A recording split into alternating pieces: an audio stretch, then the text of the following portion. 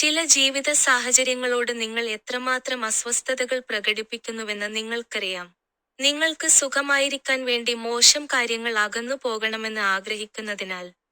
അതിജീവനത്തിൽ നിന്നോ പ്രതീക്ഷയിൽ നിന്നോ വിശ്വാസത്തിൽ നിന്നോ ഉള്ള ഈ ആഗ്രഹം.